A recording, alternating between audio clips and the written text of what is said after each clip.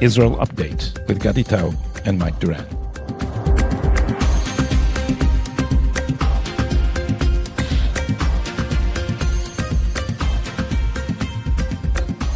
Hello and welcome to Tablet's Israel Update. It's been 1 year and 19 days since this war began. I'm Gadi Taub in Tel Aviv, and Mike Duran is at the headquarters of the Hudson Institute in Washington, D.C. I am, Gadi. It's also the headquarters of Israel Update. How are you? I'm much better after the attack on Iran, and we are convened here on a Saturday in a special edition because of the attack on Iran. But I have to tell you that we'll do also our regular stuff, the dumbest take on the news, and also answer some of the comments that you, dear viewers, left underneath the video. Mike, do you have headlines to start with, or is it just one big headline? Well, it's really one big headline, but I'll go ahead and read it to you. For days and weeks after October 1, the world has been waiting to see how Israel would respond to Iran's ballistic missile barrage. But Iranian media reported multiple explosions on its bases last night. So the waiting is over. After warnings from the United States, Israel has not targeted Iran's oil fields, its energy infrastructure, its nuclear facilities, or its senior military leaders or political leaders. The IDF, however, did target missile manufacturing facilities and surface-to-air defense facilities. There have been, it seems, 3 waves of strikes.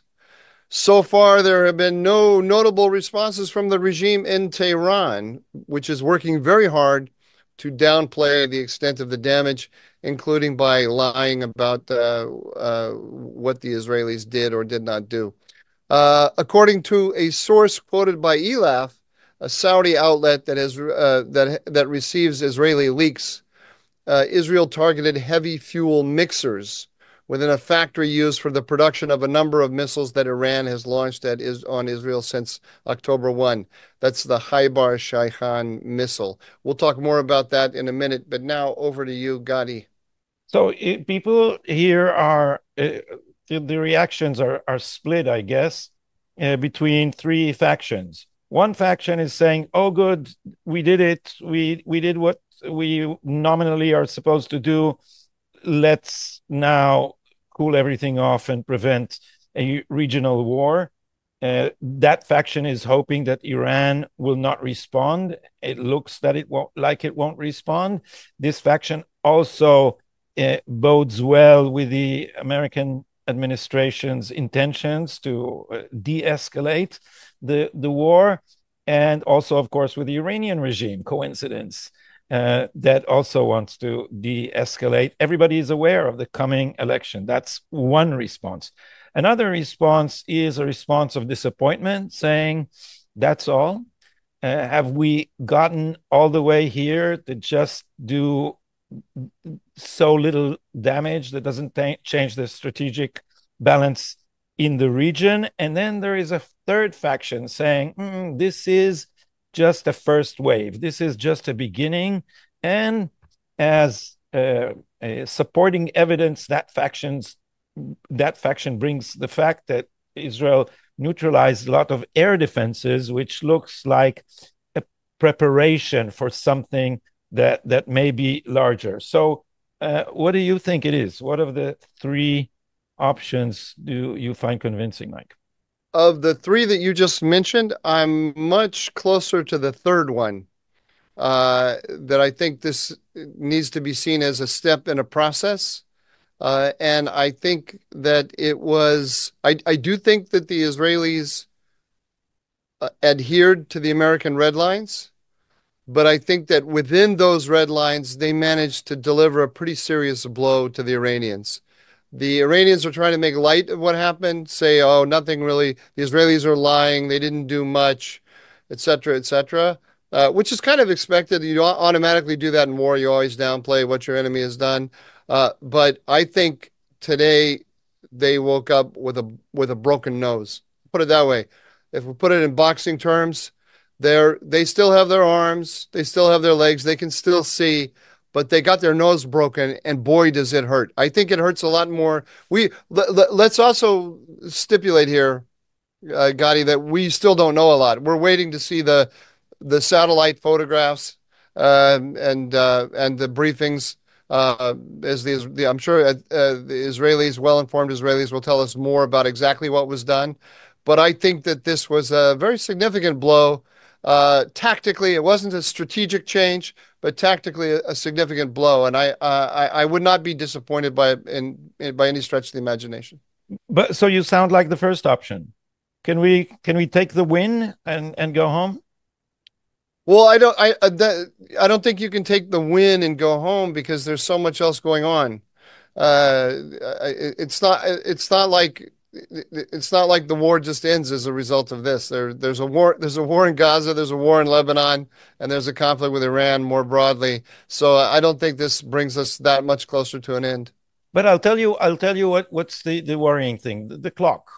We are how many days? 12 days off for the American elections, and and after that, everything will be far more difficult. There's a limit to the uh, abrasiveness of the limits of abrasiveness with which the administration can treat Israel before an election. And it would be much freer to do much more after the election. And if you look at the trajectory, Israel has a a large strategic goal and then a very precise goal within it. There is a serious danger, a serious and immediate danger if this regime acquires nuclear weapons. There would not be a better chance, asterisk, unless Trump wins. There would not be a better chance to strike at the nuclear facilities. And therefore, one asks oneself, have we just missed the historic chance to take out their nuclear capabilities? Um, if you see me smiling here, it's because of my dumbest take on the news. Can I just run to my dumbest take news right now because it's directly related to what you're saying? I don't know. I don't know that there are any rules about that you. Well, I'm asking cannot you, defy. will you permit me, even though we don't have rules, it seems a little bit of a violation this early in our broadcast Well, to go since right to. this generally is a funny episode, why don't you? So my dumb mistake is, which I was not all that thrilled with because I did it very quickly, but was Yair Lapid. Did you see Yair Lapid's Yeah, yeah, response to the yeah, attack? yeah, You, yeah. But really, you're singing the same tune as Yair Lapid. I never thought I would hear that. Where let's see if I can pull it up here. Oh no, that's not it. Hold on, give me half a second. you can Uh, describe it. I'll dig it up if you want. Wait, I got it right here. I got it right here. Okay. Here it is. Oh no, no, no, I keep not finding it. I think I got it now. There it is. Okay. Congratulations to the Air Force. This is Yair Lapid.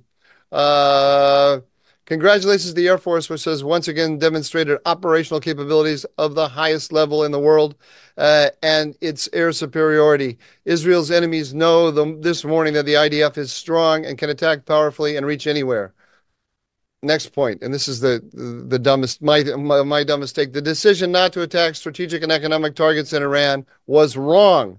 We could have and should have exacted a much higher price from Iran. I don't think that So, that so you're insinuating that my interpretation was the dumbest take on the news? Is that what you just said? I'm not insinuating. I'm saying it pretty directly. You and Yair Lapid are on the same page. You don't want to be there, Gotti. No, you don't want to be there. The this is your Israel is so dependent on the United States. Look, the minute you should have known, one should have known the minute they had THAAD missile defense systems from the United States put on Israeli soil, manned by Americans, that Israel was not going to go. I think um, the proper military term is ape shit on Iran. It was simply not going to do that. Israel's only a country of 9 million people. It's very dependent on the United States. This administration is absolutely against it. Everyone else in the world is against it. It doesn't make sense to go. And Israel doesn't have the capability to take out probably all of Iran's nuclear facilities. So it doesn't make sense to do it right now. I find it hard to dispute that because I don't know the operational details of what exactly we can and cannot do. But what you just said make the hair on the back of my neck. I have hair in the back. You can't see it. Stand because, and I feel it viscerally. There will be a moment where they would be close enough to a nuclear device where we will go apeshit, Mike, regardless of the price. I'm not sure that you sitting in Washington even understand what Israelis viscerally feel at this moment. But if we are going to face another Holocaust, we are going, I am sure, I don't have the red buttons on my desk, but expect the unexpected. We surprise the world with beepers and gadgets, but this is not going to be on the same scale if the sword is on our neck. I wonder if these people in Washington who are calculating war games according to game theory even understand what the Jews of Israel will feel like if they feel they face another Holocaust. I think that I'm not disputing that. I have every belief that Israel is going to do everything it can to prevent Iran from getting a nuclear weapon. But I think that the Israelis will also be very, very smart in calculating. I'm talking about the leadership and the way they go about it. Look at what Israel's done here. Let's forget about let's put the nuclear question into the distance here for a little bit. They just took out all of Iran's air defense systems. The last time they went in and just did a pinprick, it was to show Iran that they could do this. We can take out your air defense systems. They just went and did it. So Iran can't kid itself. They have to understand now they're naked. They are completely naked, and Israel can go in at will and take out anything that it wants to take out.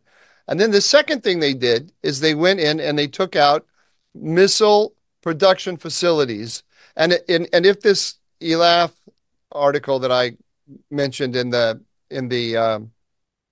news is correct, they took out a critical component of solid propellant rockets and missiles, which is very interesting what they did, because these are the ones that Iran shot against Israel last time on October 1. The reason that solid fuel is important is that it drastically reduces the launch cycle. So that if you're watching Iran and you want to have early warning that they're about to shoot missiles, you don't have much time to react. And so what they've done is they have taken away the ability of Iran to produce these weapons. They figured out precisely where the choke points are in the production of these missiles, and they have taken that capability away from the Iranians, who are reliant on others to help them with this. So I don't know. I'm not a defense expert that can understand whether they have set back the production of these missiles by many months or just a few months. But we're not talking about that. This is something that they can put together again in a few days.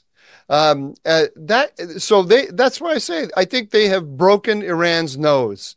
They've shown Iran that it's completely naked, and they went in and they took something away from it that is of great value to it. They haven't taken it away permanently, but they have taken it away. Now, Iran is going to do one of two things. It's either going to respond to this aggressively, and then Israel gets another bite at the apple and can go take something else away from it that it cares about, or they're not going to launch any more attacks against Israel, in which case Israel then has changed the balance because it has a free hand now to finish the job in Lebanon without having to worry about attacks from Iran.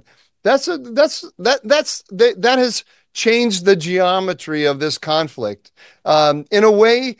in a way that kept the Americans on board. And perhaps, we don't know, neither you nor I know the negotiation that went on with the Americans around this whole thing. But I suspect that they got an okay, or the agreement from the Iranians that if the from the Americans that if the Iranians hit back again, Israel can go after more significant targets. Well, two things about that. First, when I give talks about a novel I once wrote about after hours Tel Aviv bars and the bouncers and the street smarts of the bouncers. So I started with saying, I'll say it in Hebrew and English because for those of you who understand Hebrew, including you, Mike, it rings very nice. When someone approaches you aggressively and you're a bouncer, the common wisdom says, אם תיתן לו כאפה, פגעת לו באגו והוא יחזור עם חברים. אם תשבור לו את הברך, יהיה לו 3 חודשים בשיקום בתל השומר לחשוב אם הוא רוצה להתעסק איתך. So if you smack him, you hurt his ego, and then he comes back with his friends. If you give him a slap. If you slap him, then you hurt his ego, and he comes back with his friends. If you break his knee, he has 3 months in the hospital to consider whether he wants to mess with you again. So hitting Iran on the nose may hurt it, but is that a good policy if you haven't neutralized any of the really dangerous capabilities? That's one thing. And the other thing is, I think that the direct attack on the prime minister's home made it much more legitimate to attack some of the symbols of the regime and some of the personnel and some of the leaders of the regime. And there was, I think, the disappointment stems, among other things, from the fact that Israelis expected something spectacular. And what we got is something mechanical, almost bureaucratic. Wow. We hurt their chain of supply, but the real big threat is not over. And Mike, it's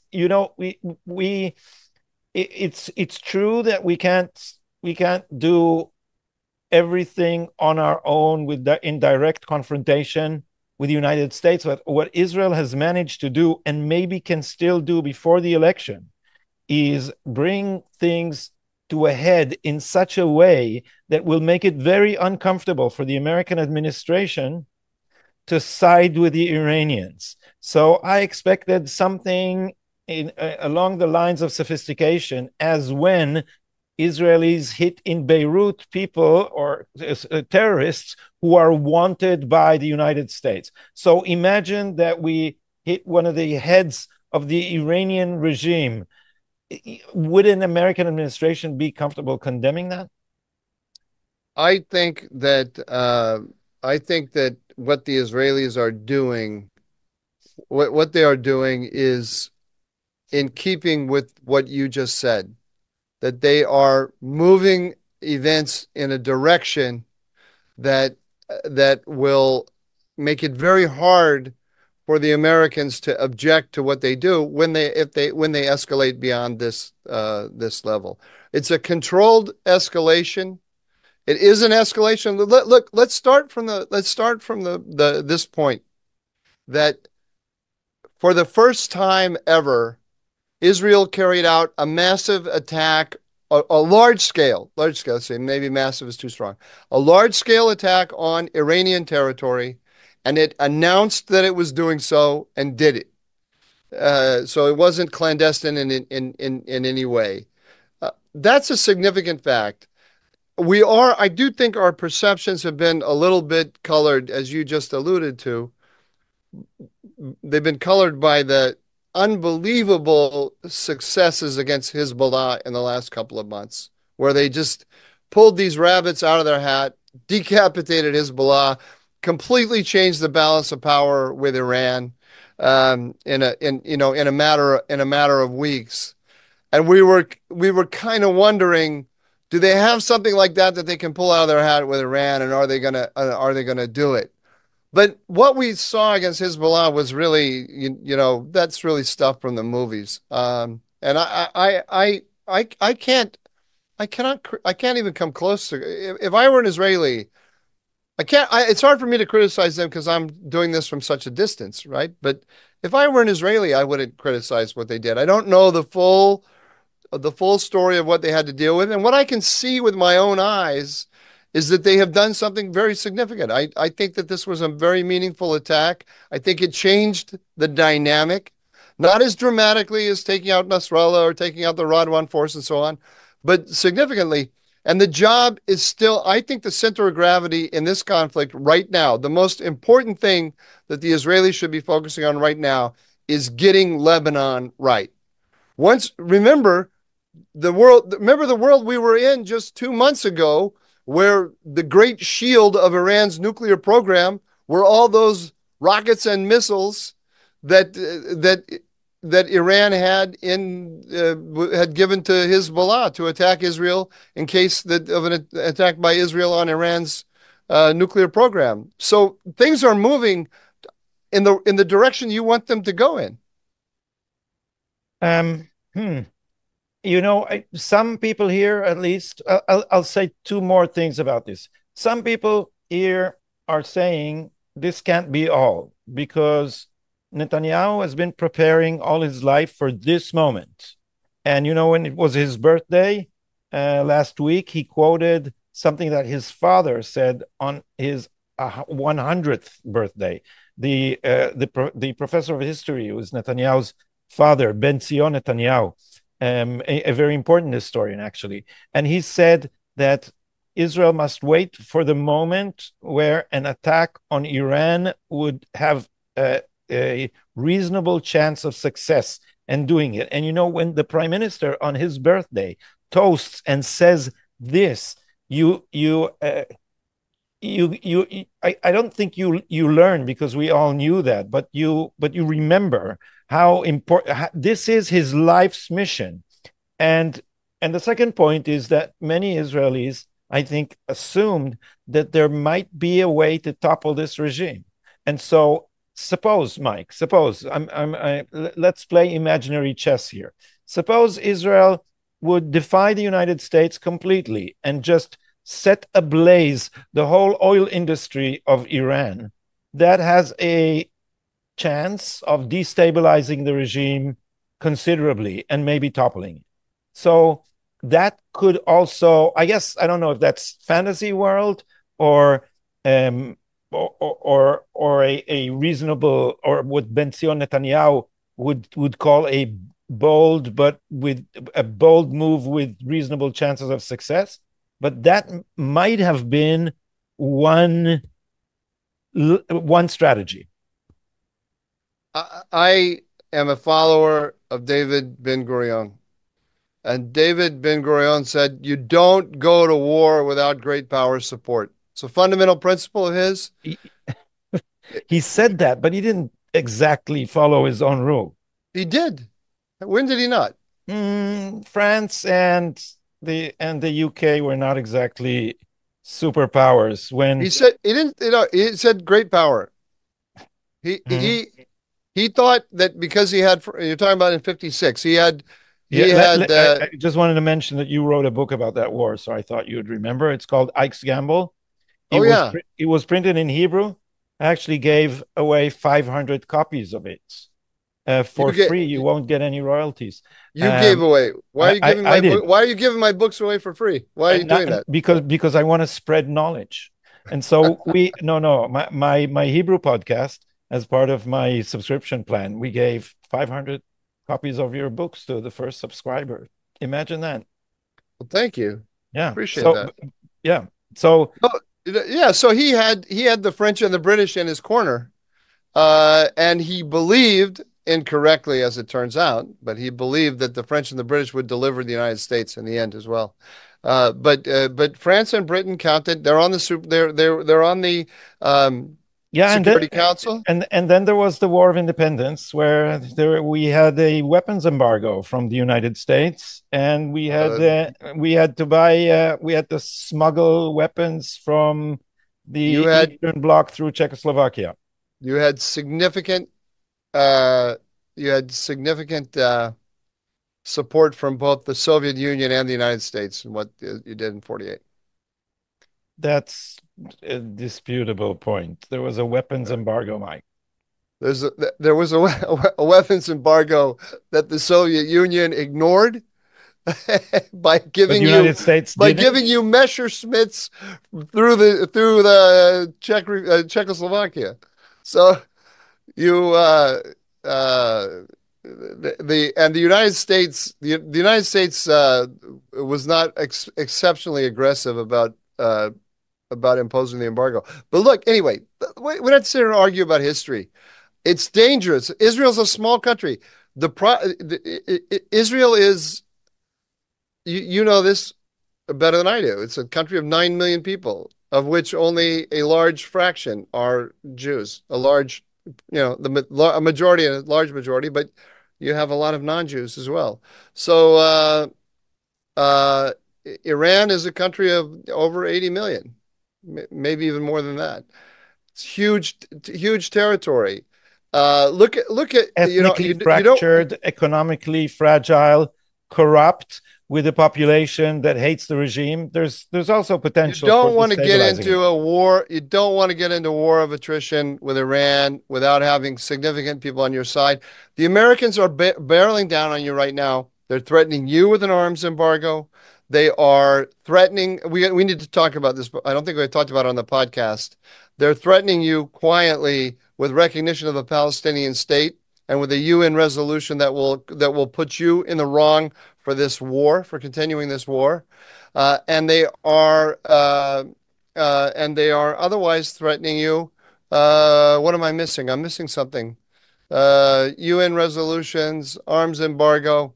Oh, and lack of support with the defensive systems that you need when Iran shoots ballistic missiles at you. All these three things together, this is a very serious set of threats that the Americans have put on the table, pretty much out in the open in their public statements. I can't even begin to imagine what's being said privately. Defying them under these circumstances is a big roll of the dice. I wouldn't do it. I simply wouldn't do it.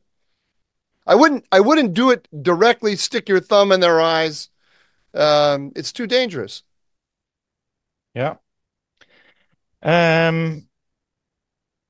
They're also moving your way. They're moving your way, and they're not moving our way. They're not. They are. Look. There's nobody. They're making what they're doing. What the dance that they are doing now is that they're paying lip service and providing help in defense in order to neuter our ability to sting. That is what they are doing. They're putting you in a bear hug. Yeah, that's not moving towards us. They're trying to shut us down. They've been trying to do this all the time, and the tactics used by Israel through the whole of this war was to inch always beyond the red line. I don't feel we did it this time. I don't like the fact that everyone's happy in the United States about what we did. Okay, first of all, we don't know. I predicted. I have two responses to what you just said. I want to say them both. I predicted ahead of time that Israel was going to basically adhere to the American red lines, but was also going to step over those lines. But it was going to do it in a very particular way. It was going to hit undeclared Iranian nuclear sites. And that is something that we're not going to know for a long time, whether they did this or not. I'm not saying that they did it. I don't know. They may not have done it. But by undeclared sites, I don't mean there's the known undeclared sites like Parchin, where the Parchin military base, where they were carrying out weaponization work and refused to declare it and didn't allow the Americans to inspect it. And if the Israelis hit Parchin, that'll be a pretty interesting signal. And I think there's some evidence available that they may have done that. We haven't yet seen the satellite photographs. But there's another set of nuclear sites, which are secret sites that the Americans have never talked about, may not even know about, themselves, although I doubt that. They probably do know about everything. But they're secret sites. They haven't been part of the diplomatic discussion like Parchin has been. And the Israelis will hit those because the Iranians can't acknowledge it. They can't, after having said these things don't exist, they can't come out and say, that's not fair, Israel. You hit our nuclear sites that we haven't admitted to. But the Americans can. They won't. They have no interest. The Americans will know. So what are the Americans going to do? They're going to come out and say to their own public, we're really mad at the Israelis because they hit secret sites. No, they can shut the weapons supplies just as well without saying anything. It will be harder for them to do that. It's the equivalent what the Israelis will have done if they did. We shouldn't go down this discussion too much because we don't know what the hell we're talking about. It's highly theoretical and so on. But I do know for a fact that in the last attack by the Israelis, there were a couple of things that they hit without and did not acknowledge it.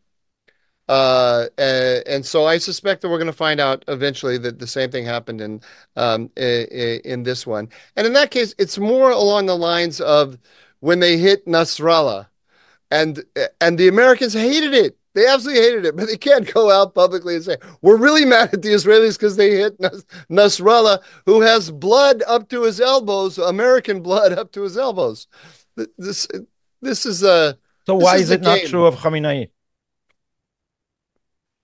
Because he's the head of state. I mean, it's a huge escalation. It'll be seen by everyone in the world as an escalation. Israel will be condemned by the British Prime Minister, even the Prime Minister of friendly European countries will be upset. Mm-hmm. It's like when Ben Gurion, they just try to hit our Prime Minister. I know that, but yeah. Ben Gurion pushed Eisenhower. Eisenhower was barreling down on Ben Gurion to roll the Israelis out of the Sinai after they took the Sinai, and Ben Gurion held out for months.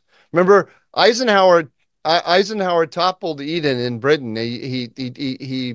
He carried out effectively economic sanctions against Britain when Britain, France, and Israel teamed up against Egypt in 1956, and the United States stopped the British and the French in their tracks with economic sanctions that were extremely damaging, especially to Britain.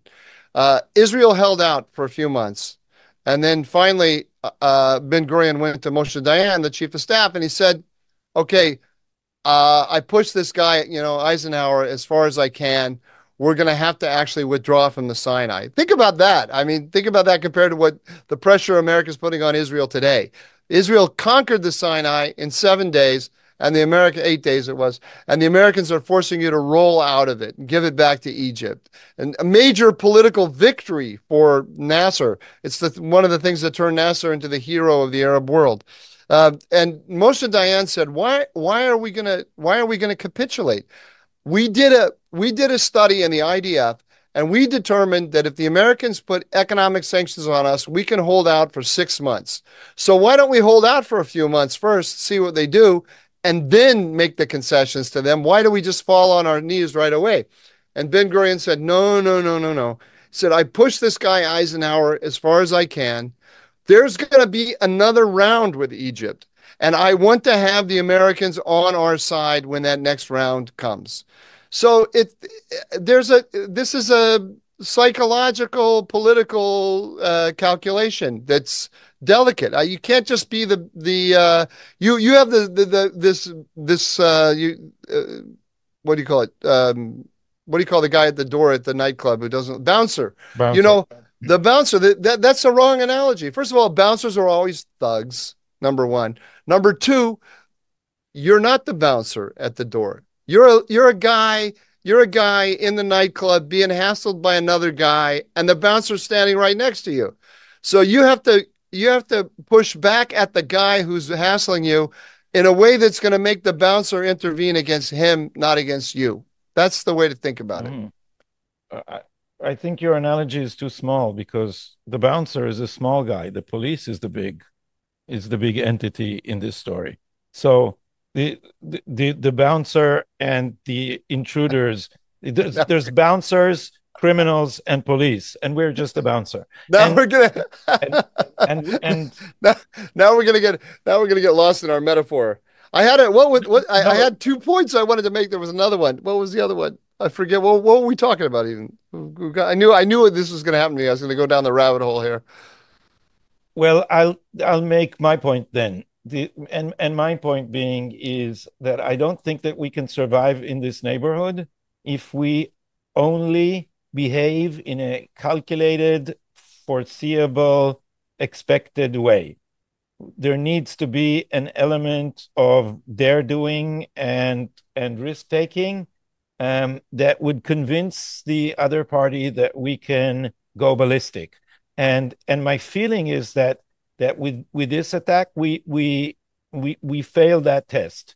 Everybody is able to calculate the interests in such a way as to know what the limits of our daring is now, and that undermines deterrence. And this is why I have a gut feeling as this conversation develops, you can probably feel my frustration, but I have a gut feeling that this was not what we should have done.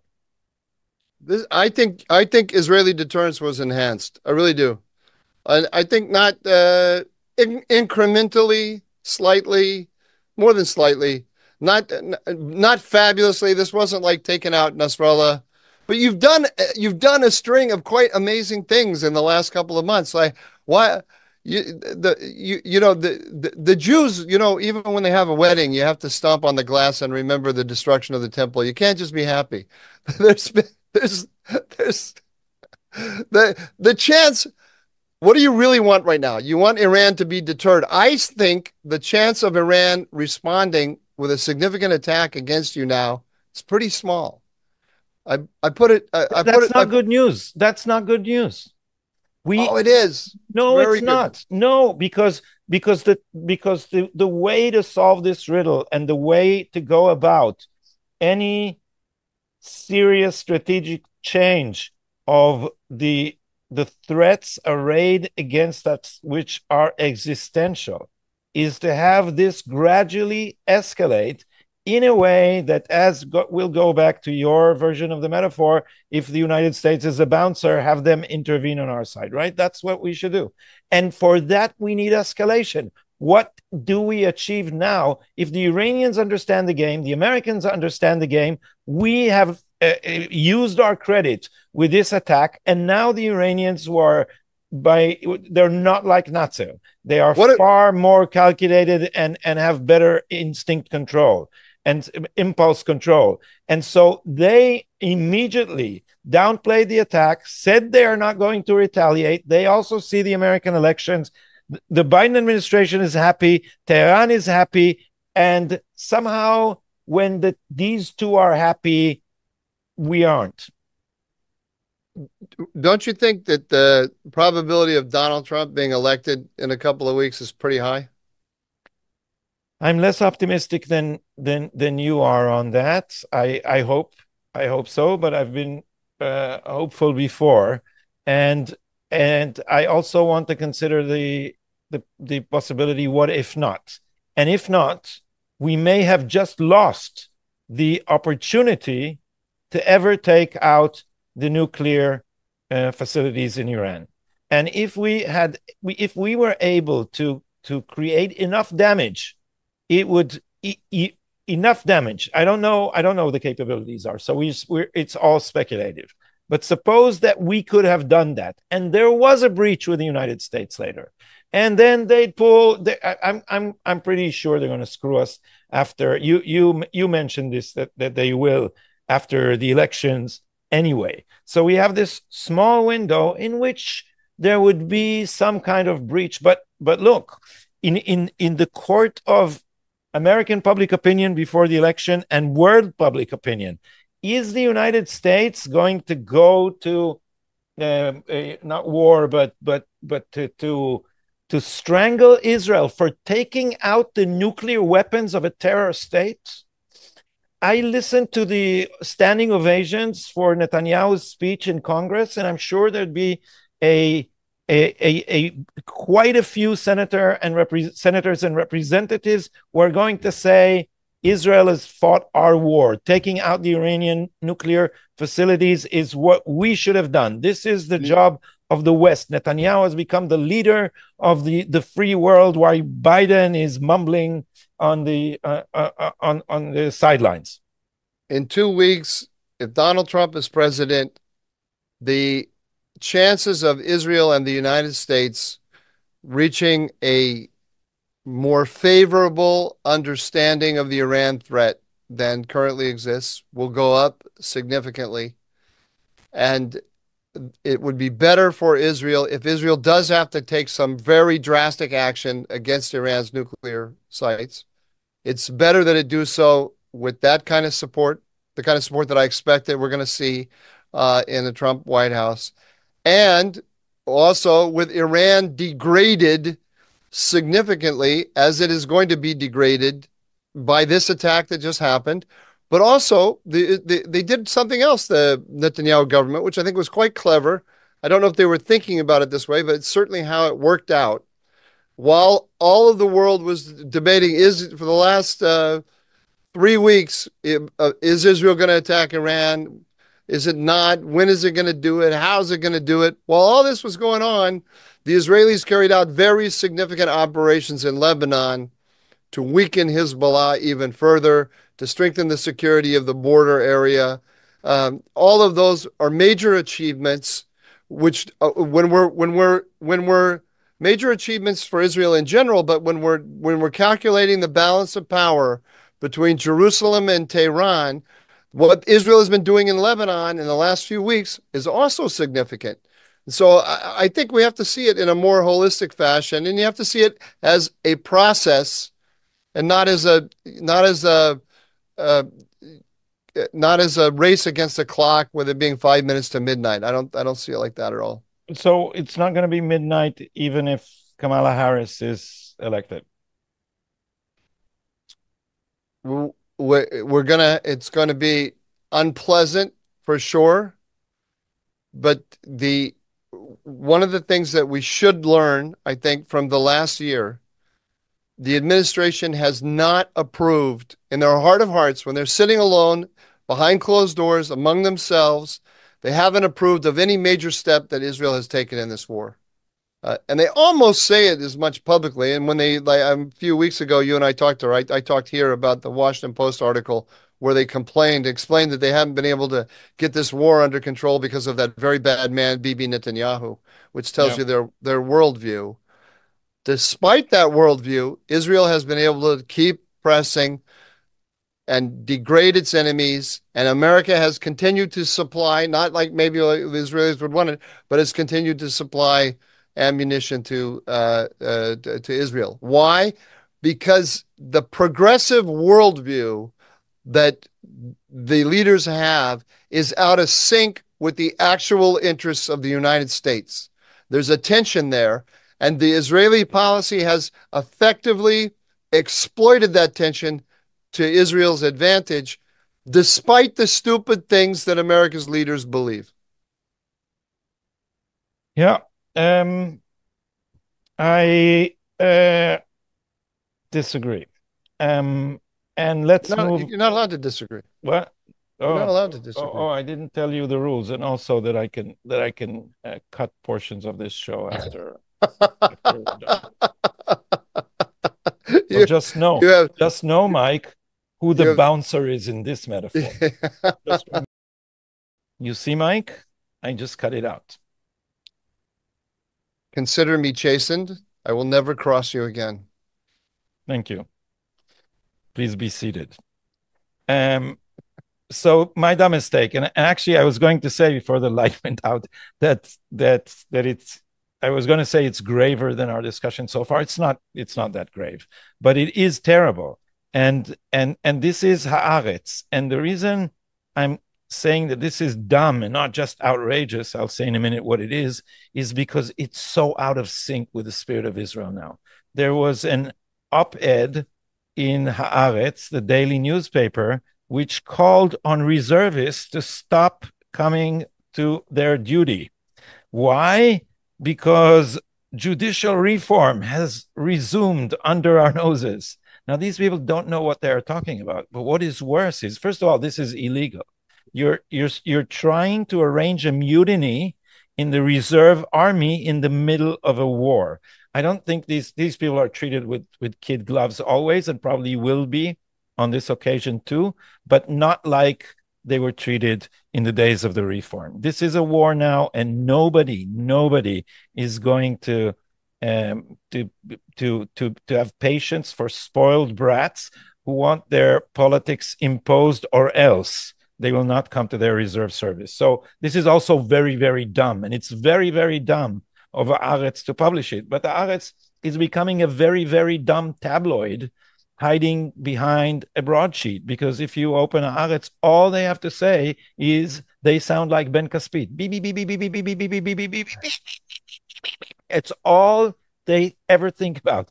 I have a subscription to their daily news brief, and it's all about that. Always and absolutely only about Bibi. So now the second segment that we have instituted here is the one that we respond to viewers' comments, Mike. And I want to read you a comment so you can respond to it. This is someone called Between Lampposts, which has actually a nice handle. And he said, or she said, "This is an interesting show highlighting two smart Zionists giving their rosy view of this shameful war and support of a mad Netanyahu who is single-handedly destroying Israel with his grandeur but delusional remapping of the Middle East." I guess he means Netanyahu. "It's a pleasant wishful dream to have Turkey in your camp, but ain't gonna happen because of Palestine and Russia." I think you should respond to this comment, Mike. That's interesting, because I chose for a viewer comment to respond to one that is pretty much the same thing. Somebody named Field Fox 739 said, "Why Mike loves Turkey so much?" And then Lucy Levine 5140 said, "I'm wondering that too." And then Julia Levine, Julia Levin, no E at the end, said maybe his wife is Turkish. And then Lucy Levine came back and said maybe he can answer by himself. I'd love to hear his explanation. Okay. So here's the thing. I'm going to give I would love to spend a whole episode someday talking about Turkey. My views on Turkey drive all of my friends in the pro-Israel community. Almost all. There are a couple who agree with me, but almost everybody thinks that I'm crazy about Turkey. But I look at this from an American point of view, American national security point of view. The United States is pulling back from the Middle East. It wants to deploy its military less and less, and this is true.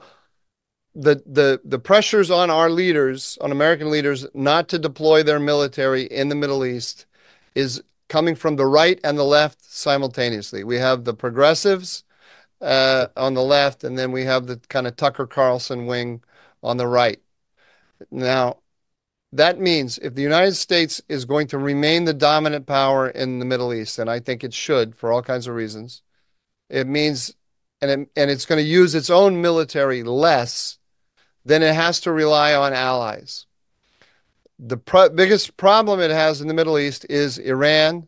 The second biggest problem it has in the Middle East is Iran. And the third biggest problem it has in the Middle East is Iran. Iran is filling, as the United States pulls back from the region, Iran is filling the resulting vacuum.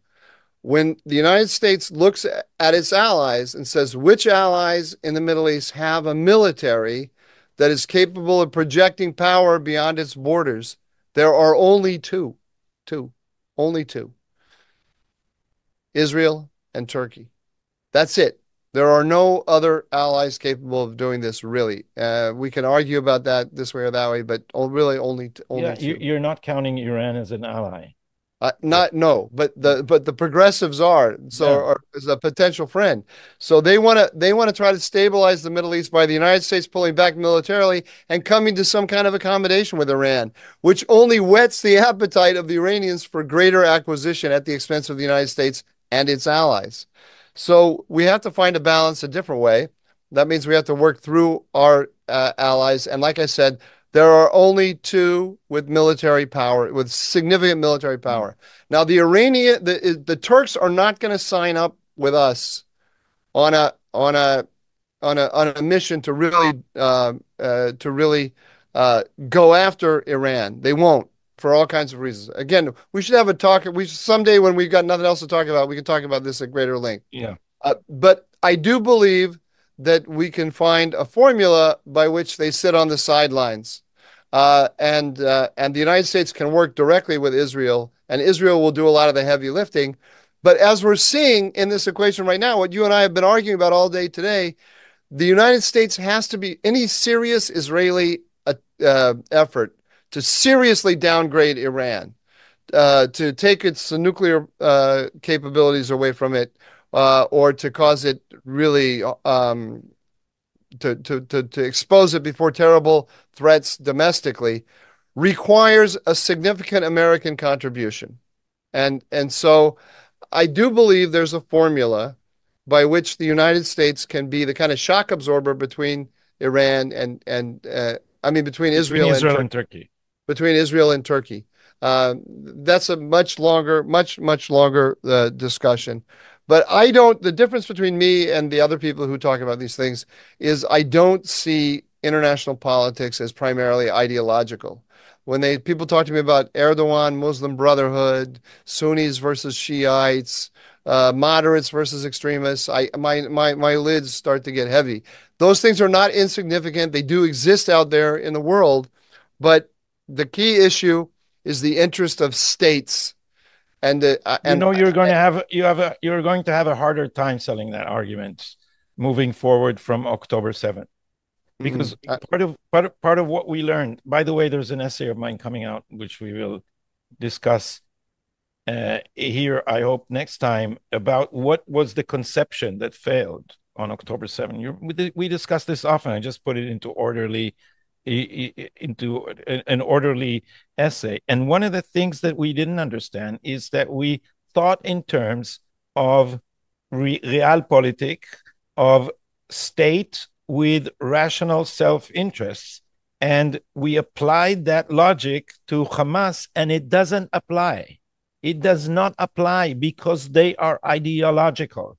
Because for them, the ruin that they brought to Gaza, if Yahya Sinwar had survived it and was able to come out of the tunnel with a V sign, they might have considered this victory.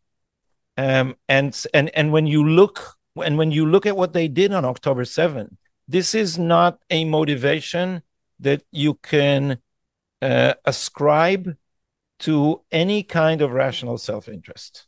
It's look, I would have had no problem. When I say you can't look at all this ideologically, I mean from the superpower point of view. When the United States looks at what is its role, what is its mission in the Middle East, it is a mistake to define its mission in ideological terms, to advance democracy, to strengthen moderates against extremists, to work with Sunnis against Shiites, to fight the Muslim Brotherhood and all of that. This is a big, big, big mistake. You have to think about the different political entities that are out there with their capabilities and how to work with them or against them. And the problem, I would agree with you, that Iran and its resistance axis is ideologically motivated to destroy the American system, right? Even to the point of undermining any of the interests that we would ascribe to them and think of as rational. So this is part of the problem, right? Because I had a conversation with a mutual friend of ours. I'll call him ES. So you'd know him. I don't think he would want his opinions exposed. Or Okay, no, I it was know. his brother. Actually, it was his brother who said, uh, the the rational calculations and all, the theory of deterrence, mutually assured destruction, all that stuff, that may not apply to a religious fanatical regime. It may just not apply. Yeah, look, I don't want the Iranians to get a nuclear weapon, partially for the reason that you just mentioned. Uh, the the problem of, and I do believe that there are ideologically motivated actors and regimes. I believe that, and I believe that countering them is important. But the key thing to understand is that it's the Iranian alliance system against our alliance system, and that the thing that is going to determine what happens is primarily military, right? It's the military balance between those two sides that we should be concerned about. Capabilities are intentions. If we keep Iran from getting those certain capabilities, they will not have the intentions associated with them. Yeah. This is how we should see it. I get when we start getting into these things like we're Sunnis versus Shiites, Muslim Brotherhood versus whatever, and so on. You all of a sudden, I find myself in conversations with people who are saying the problem is Qatar. The problem on our campuses is Qatar. We really have to go after Qatar. This is like to say that the Qatari threat to the United States is a major problem that we need to worry about. Is to be taking the third or fourth or fifth tier issue and saying this is where we have to focus our attention right now. It'd be like during the days of the Soviet Union. I was saying to you, that those guys in Moscow are a problem, but I really think we should be focusing on Albania, or we should be focusing No, on. it's not. That's not the right comparison. The right comparison is saying, if I would have come to you in the 70s and told you, look, you are focusing on the major threat, which is the Soviet Union, but look what's happening in your universities and the Frankfurt School. This is going to be a lot of damage. And you would say, oh, that's not interesting. This is the real threat. No. And now Qatar is financing all this Edward Said education that produces the pro-Hamas demonstrations. I'm not saying that this is the problem of the Middle East. No, it's not. But in a whole collage, in the way that there is, you probably read our friend's Lee Smith's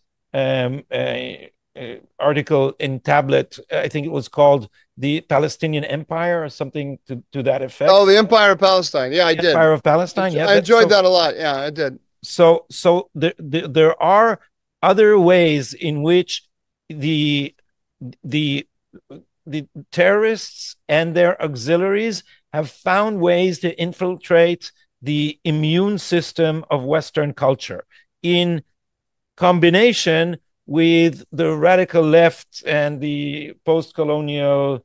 So it's the problem. It's the green red. It's the I don't like calling everything communist, but the radical left and radical Islam are teaming up against liberalism, and that is a threat, and it also paralyzes the American giant from seeing what it should do in the Middle East. So I'm not saying this is the problem we should focus on, but I'm not willing to just dismiss it. So I think, Mike, hasn't been an episode in which we have not agreed on anything, including Yair Lapid. That is, I don't think anything like that has happened before. No, it's never happened. It's never happened, and it happened on this day when Israel just had a successful attack. I have to respond to what you just said, though, because there are two major strategic threats the United States needs to be focused on in the Middle East. Of course, globally, we have China. We also have Russia. But in the Middle East, there are two threats. Iran is number one. The second threat is the progressivism in the United States, which has handed our elite educational institutions over to terrorist supporters. And that is American. That is homegrown American progressivism. If we kid ourselves, which we are, a lot of people are doing, and saying, "Oh, it's all the Arab money or the Muslim money." Look at how much money the Qataris have put into the American educational system.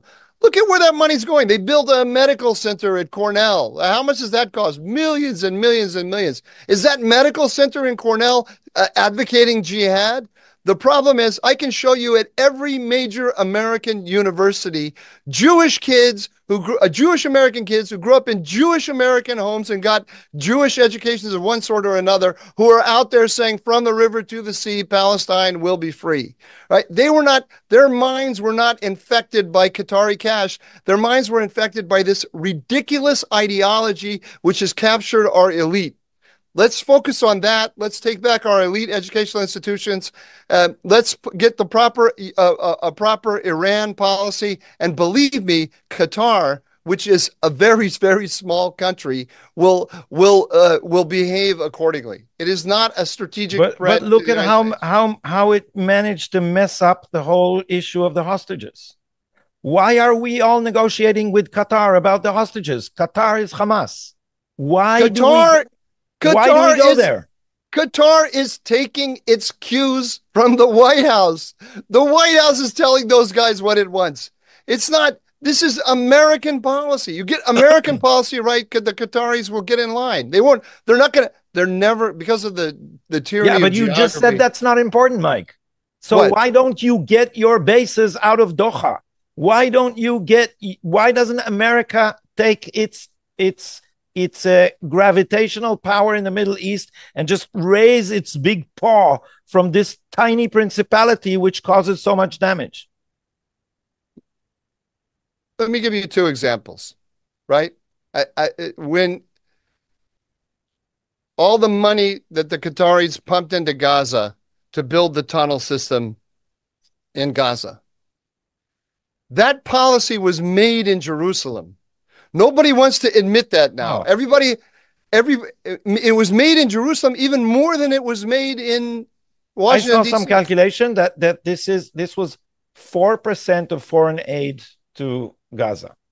Anyway, whatever. Gaza got no, because this Qatari money business is, everybody's now pinning this. This was Netanyahu's great mistake. This was not Netanyahu's great mistake. The great mistake was assuming that we can pacify Gaza because they'll be rational with economic incentives. That was the mistake. Everybody shared that mistake, and all this money has been pouring. Why don't we talk about money through UNRWA? This is an Israeli-American. This is an Israeli-American mistake.